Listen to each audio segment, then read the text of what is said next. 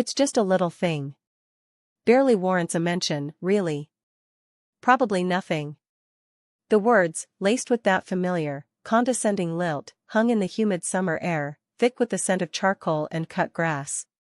My father, mid-laugh, gestured vaguely with his beer bottle, his eyes, usually sharp and calculating, crinkling at the corners as he addressed my uncle across the picnic table. The "it" he so dismissively referenced was a small, shadowy mass found on my latest scan. A tiny tumor, my doctor had called it, with a measured gravity that still echoed in the quiet of my own living room. My life, prior to that moment, had been a carefully constructed edifice. On the surface, a picture of quiet competence, a stable job in accounting, a comfortable home, a history of diligently navigating the often turbulent waters of my family. Beneath the veneer, however, was a constant, low-grade hum of my father's pervasive influence. He was a man who equated control with love, and generosity with leverage. His pronouncements, delivered with an air of unquestionable authority, were the weather patterns I'd spent decades learning to anticipate. My mother, bless her perpetually placid soul, had long ago perfected the art of the strategic nod and the timely change of subject. I, however, had always been the one to push back, internally at least, against the subtle erosions of my autonomy. He'd always had a peculiar talent for making people feel small. It wasn't overt bullying, not usually. It was more insidious, a slow drip of devaluation disguised as helpful advice or gentle teasing. I remembered, vividly, the time I'd spent months planning my 25th birthday party. I'd wanted something intimate, a gathering of close friends. He'd declared it insufficiently celebratory and, without consulting me, invited his entire golf foursome and a handful of his business associates. When I'd gently expressed my disappointment, he'd clapped me on the shoulder, a gesture that felt more like a physical assertion of dominance than affection. "Don't be so sensitive, darling. It's good for you to meet people." The unspoken addendum, of course, was that it was good for to present his accomplished child to his peers. Then there was the inheritance. Not the large, life-altering kind, but the accumulated savings of my maternal grandmother, a woman who'd lived frugally and loved extravagantly.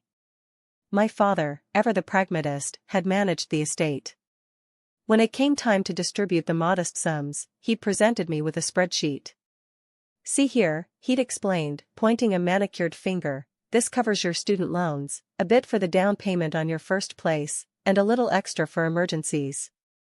A responsible use of funds, wouldn't you agree?"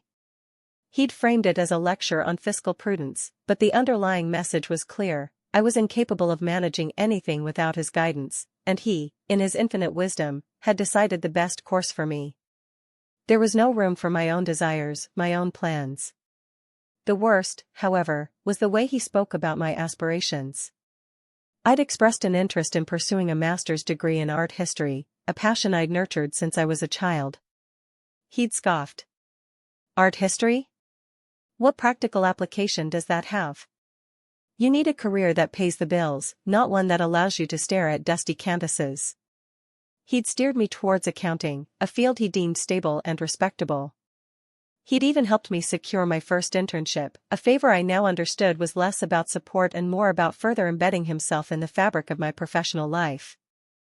The barbecue was an annual ritual, a forced march of familial obligation. This year, it was at my aunt's sprawling property, a manicured estate that always felt a little too ostentatious. The air was alive with the murmur of conversations, the clinking of glasses, and the occasional bark of a dog. I'd managed to escape the throng, finding a quiet corner near the rose garden, hoping for a moment of respite. The doctor's words about the scan had been on my mind all week, a persistent, unsettling thought. I'd planned to tell my parents that evening, privately, to gauge their reaction, to perhaps even elicit a flicker of genuine concern. My father, however, had a nose for drama, and a particular penchant for turning others' vulnerabilities into his own source of amusement. He'd spotted me, and with his usual entourage of nodding sycophants in tow, had made his way over. Among them, I recognized Mr. Henderson, a man whose stern face usually betrayed little emotion, and Mrs. Albright, her smile as fixed as her elaborate hairdo. They were both board members at the local hospital, a significant institution in our community. My father, as the chair of the hospital's finance committee, held considerable sway. He'd leaned in, his voice pitched just loud enough to carry, his gaze sweeping over me with that familiar, dismissive assessment. He'd launched into his pronouncement, the one that would echo in my mind for weeks. Then, his eyes had landed on Mr. Henderson, and the smile on his face had widened, a predatory glint appearing. He'd delivered his dismissive line about my tiny tumor, then, to my utter horror, he'd turned to Mr. Henderson and Mrs. Albright. "You know," he'd said, his tone shifting, becoming almost conspiratorial, as if sharing a juicy piece of gossip. "My daughter here is quite the hypochondriac. Always finding something to fuss over. This latest little scare, well, I'm sure it's nothing. Just her way of seeking attention, probably. A bit dramatic, wouldn't you say?" He'd punctuated this with a hearty, booming laugh, a sound that felt like a physical blow. The silence that followed was deafening, broken only by the distant buzz of cicadas. Mr. Henderson had offered a noncommittal grunt, his eyes carefully avoiding mine. Mrs. Albright had emitted a short, sharp titter, her gaze fixed on her manicured nails. I felt a wave of heat creep up my neck, a burning shame and a cold, hard anger. The carefully constructed facade of my composure began to crack. My breath hitched. I looked at my father, at the smug satisfaction radiating from him, and saw not a parent, but a petty tyrant relishing in my perceived weakness. He had, in his arrogance, completely underestimated the depth of my resentment. The walk back to my car felt like miles. Each step was heavy, deliberate. The cheerful chatter from the party faded into a dull roar. My hands trembled as I fumbled with the keys, the metal cold against my skin.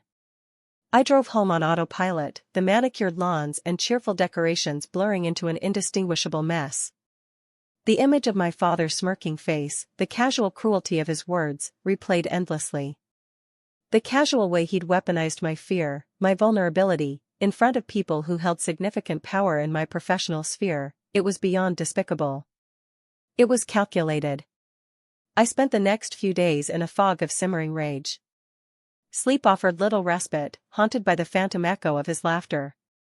I replayed the scene countless times, dissecting every word, every glance.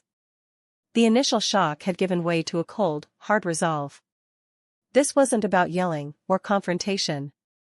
He thrived on drama, on making me feel like the emotional child. This needed to be precise. Surgical. My father's pride and joy, outside of his business empire, was his chairmanship of the hospital board. He considered it his legacy, a testament to his influence and his deep, abiding commitment to the community. He'd often boasted about the philanthropic donations he'd secured, the renovations he'd spearheaded, the strategic decisions he'd made that had kept the hospital financially sound. He saw himself as the benevolent guardian of this vital institution. I, on the other hand, had been a silent observer for years. I'd learned more about the hospital's inner workings, its financial vulnerabilities, its intricate power dynamics, from overhearing his dinner table monologues than from any official report. I knew, for instance, about the upcoming expansion project, a pet project of his, requiring significant capital and board approval. I knew about the delicate negotiations he was engaged in with a major donor, a partnership he considered crucial for his reputation. And I knew about the specific clauses in his conflict of interest policy, clauses he himself had championed. The following Tuesday, I made an appointment with the hospital's chief of compliance. I arrived with a single, meticulously organized folder. Inside were copies of emails, scanned financial statements, and carefully documented notes detailing specific instances where my father had blurred the lines between his personal financial interests and his official duties on the board.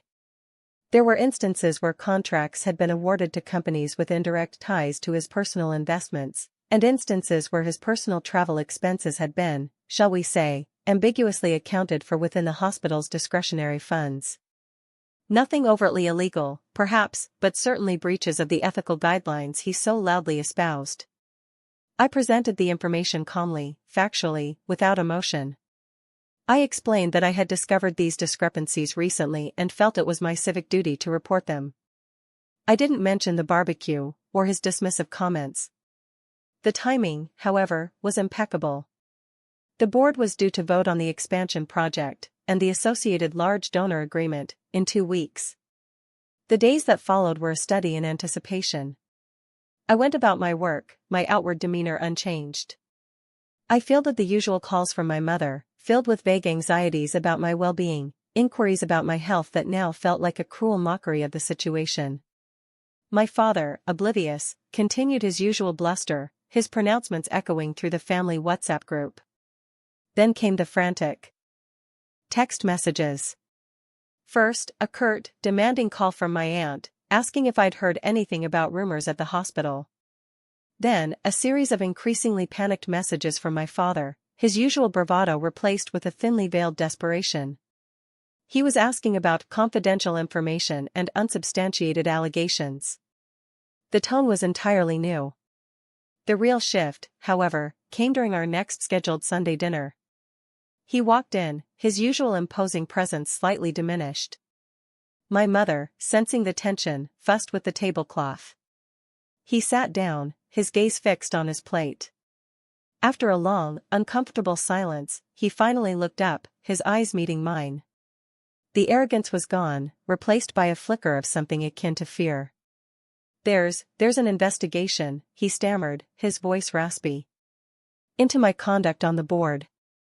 They're saying I violated conflict of interest policies. It's absurd. A misunderstanding." I met his gaze, my expression unreadable. "Is it?" I asked, my voice quiet, level. His face contorted, a mixture of disbelief and dawning comprehension. He looked around the table, at my mother's bewildered face, at the empty chairs that usually housed his sycophants. The power, the unquestioned authority he wielded, had evaporated. He had been meticulously dismantled, not with shouting, but with the quiet, relentless application of consequence. The very institution he had used as a platform for his ego was now the instrument of his downfall. The fallout was swift and brutal. The board, facing potential scandal and legal repercussions, launched a full-scale investigation. The expansion project was put on indefinite hold. The major donor, sensing trouble, withdrew their commitment. My father, stripped of his chairmanship, resigned in disgrace. The whispers started, the hushed conversations in boardrooms and country clubs. He became a pariah, his carefully cultivated image shattered. His network, built on a foundation of perceived power and influence, crumbled like a sandcastle. My mother was inconsolable, oscillating between tears and bewildered accusations. Flying monkeys, mostly distant cousins and his golf buddies, attempted to intervene, to broker peace, to chastise my disloyalty. They spoke of family unity, of overlooking minor transgressions. I listened politely, my resolve unwavering. The satisfaction wasn't in their pleas or his disgrace, not entirely. It was in the quiet, irrefutable fact that his own actions, his own entitlement, his own casual cruelty, had been his undoing. He had mocked my vulnerability, dismissed my concerns, and belittled my very existence in front of the very people who could, and eventually did, hold him accountable. He had built his house of cards on a foundation of control, and I had simply shown him the precise point where it would inevitably collapse. The silence that followed his downfall was, for me, a profound and chilling peace. It was the quiet after the storm, a testament to the fact that sometimes, the most devastating justice is delivered with a measured hand and a clear, cold mind.